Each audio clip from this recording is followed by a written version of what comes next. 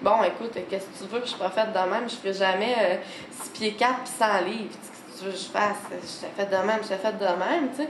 Mais moi, j'avais jamais eu de dédain pour mon corps. Je m'étais jamais trouvée grosse ou whatever, tu sais. Ça a été vraiment les autres qui me l'ont comme reflété. Puis c'était à la fin de mon secondaire 2, puis c'est vraiment là que ça a décliqué, puis que ça a fait comme, wow, minute, là. Ça sera pas de même toute ma vie, certain. Tu sais, je savais qui j'étais, je savais que j'étais quelqu'un de bien, je savais que, tu sais, il y avait rien de mal là-dedans. Là. C'était pas vrai, j'allais pas être la rejet toute ma vie, là. Ça s'arrêtait direct là. En secondaire 3, quand je suis arrivée quand même, je m'étais impliquée dans la vie sociale de l'école, là, tu sais, des activités puis tout ça. Mais après ça, ça n'a pas été long que ça a décroché puis que, tu sais, j'étais pas pour passer par la petite nerd là, qui se colle aux activités parascolaires. Fait que ça s'est arrêté là, tu sais. Fait qu'à part consommer, tu sais, ici, je me souviens pas vraiment d'avoir fait des activités comme telles, tu sais, c'était vraiment plus... on allait consommer. C'était ça qu'on faisait. À un moment donné, il faut que j'aille au cégep pour, je sais pas, remplir un papier au début de la session, puis tout ça. Fait que là, j'ai ma passe d'autobus, fait que je m'en viens toute seule comme une grande à Montréal. Fait que moi, je suis arrivée ici avec du pot dans les poches, puis de l'argent, puis là, j'ai pogné le premier qui était assis là, qui avait de l'air cute puis intéressant, tu sais. Mais c'était à sa côté, et voilà. Puis j'ai demandé qu'est-ce que lui faisait. Tu sais, j'ai offert de fumer un joint, puis lui m'a dit qu'il fumait du crack à ce moment-là. Moi, encore, même pattern que la première fois que j'ai consommé, tu sais, il me dit « T'en as-tu déjà fait? » Wow, ouais. Tu sais, puis là, il me dit T'as-tu de l'argent? Ben, ouais, j'en ai de l'argent, tu sais. Du même principe que les gens ont toujours comme profité de moi. J'avais tout le temps de l'argent, j'ai travaillé, tu sais. Fait que même principe, fait qu'on, c'est comme ça que j'ai fait ma première puff de crack, tu sais. Dans 3 heures, j'avais plus une scène, puis là, j'étais vraiment accro. Bon, je fréquentais un dealer, blablabla, puis là, j'ai fréquenté son boss, puis là, bon, j'ai eu peur, je veux dire, pendant une soirée, j'ai vraiment beaucoup consommé. Puis, quand je suis, parce que bon, j'étais allée dans son appartement, puis quand je suis revenue au centre-ville, c'est là que j'ai vraiment paniqué, parce qu'il m'avait dit, dans 3 heures, je vais revenir te chercher, on va aller magasiner. Ah non, mais tu me prends pour qui, là? Là, j'avais quand même une tête, tu sais, il y avait quand même quelque chose qui faisait que j'allumais, que je savais que c'était pas pour aller m'acheter une bague, hein. Tu sais, c'était pour aller me chercher une jupe, des talons hauts, puis il en était pas question, tu sais. Là, ça veut dire qu'il prenait ma liberté que j'avais. C'est ça qui m'a fait peur, tu sais. Puis il y a le fait aussi que pendant cette nuit-là que j'ai consommé chez eux, à un moment donné, j'ai réalisé, tu sais, j'ai allumé, je sais pas si c'est un boss que j'étais, là, mais je me suis dit, tout le monde avait des cellulaires, moi je n'avais pas. Puis il n'y avait pas de téléphone. Puis j'étais comme tellement dans mon trip, tellement dans ma consommation, que je pouvais même pas dire dans quel appartement j'étais, sur quelle rue j'étais, quel numéro. J'avais aucune idée. Avec qui j'étais, ça non plus, je savais pas. Tu sais, fait que là, je me suis dit, aïe, s'il m'arrive quelque chose, là, je pourrais pas, là. Ça a été comme vraiment ma dernière soirée de consommation de rue à Montréal, genre. Puis je suis rentrée, puis mon père est venu me chercher à 10 h le lendemain matin, il m'a ramené chez nous. J'avais un suivi avec une infirmière, tu sais. Puis le mardi suivant, je suis allée la voir. Puis bon, à ce moment-là, tu sais, moi j'avais tellement faké que je consommais plus, puis tout ça. Puis là, ben, tu sais, elle m'avait perdu de vue durant l'été. Puis je me suis assise dans son bureau.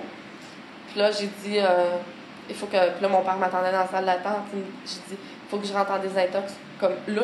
J'ai dit, moi, j'ai ma sacoche, mes cigarettes, j'ai tout ce qu'il faut. Allez, bah, maintenant, trouve-moi une place. M'en fous, je veux y aller maintenant. Là. Puis je me suis mis sur la liste d'appel pour le centre Jean Lapointe. Maintenant, ça s'appelle le Grand Chemin. Ben là, on est vraiment exactement dans ma chambre que j'avais quand je suis venue en thérapie. C'est ici que j'ai passé de consommatrice à ex-consommatrice dans le fond. Donc, j'ai réalisé bien des choses aussi, vraiment. Moi, dans ma tête, quand je rentrais en thérapie, c'était mon choix. Fait que quand je serais écœurée, ils viendraient me chercher. T'sais. Mais mes parents, c'était vraiment pas de même. C'était ça passe ou ça casse. Là. C'est comme ça serait maintenant ou on veut plus rien savoir. Tu sais, je pense qu'en même temps, pour eux autres, ça a été dur. C'était super émotif. Quand je suis rentrée, là, tu déposes tes bagages, tu le quittes, là, bye. Moi, c'était comme, OK, bye, on se voit dans 2 semaines. Ça n'a pas été de même. On s'est vu 11 semaines après. Je vois beaucoup de monde qui ont vécu des rejets dans leur vie. Que ce soit, tu abandon par les parents qui ont passé leur adolescence et leur vie quasiment en centre d'accueil et en famille d'accueil. Que ce soit rejet de leur mère ou leurs parents consomment beaucoup puis qui n'ont même pas de temps pour s'occuper d'eux autres, qui n'en ont rien à foutre. Dans le fond, les gens, tout ce qu'ils voudraient, c'est d'être avec leur mère ou leur père, tu sais. Ils n'ont pas d'intérêt. C'est du monde qui...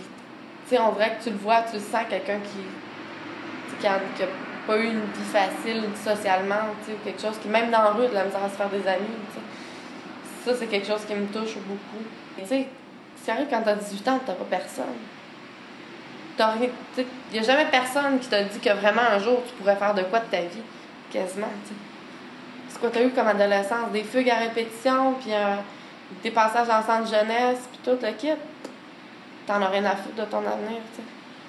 Ça, c'est quelque chose qui me touche aussi. Puis c'est quelque chose qui me touche. Il y a quelqu'un qui a 18, 19, 20, 25 ans qui me dit « Ma vie, c'est la rue ». C'est pas vrai. Ouais, ça va faire 2 ans et demi, comme dans une semaine, que j'en ai pas fumé de pot, j'en ai pas pris de bière. Qu'est-ce que ça changerait que là, après ça, je m'en irais chez nous prendre une bière? Fait que, aujourd'hui, je me rends compte que c'est plus nécessaire dans ma vie. C'est pas juste... faut pas que je consomme, c'est juste que j'en ai pas besoin. Tu sais, j'ai réalisé que j'ai eu 18 ans à jeun, là, totalement à jeun. J'ai pas pris d'alcool, rien. Puis, Chris, j'ai eu du fun pareil, là, tu sais. À un moment donné, je pense que tout ce qui rattache moi à mes parents, mais c'était juste l'amour inconditionnel du fait que c'est mes parents, puis du fait que j'étais leur enfant, tu sais. C'était vraiment important, là, ce qu'ils ont fait. C'est peut-être qu'eux autres, ils réalisent même pas des fois que c'était juste d'être là, tu sais. Juste de pouvoir rappeler chez nous, puis que je sais que je vais avoir une réponse, c'était déjà beaucoup, tu sais. Que peu importe ce qui arrivait, il y avait quelqu'un. Ode à mes parents. Les jours ont passé, le ciel a pleuré, les soleils se sont enfin levés. Je vois clair les saisons de ma vie. Tant de chemins parcourus, parfois faciles, abrupts, longs, sinueux, mais aussi joyeux.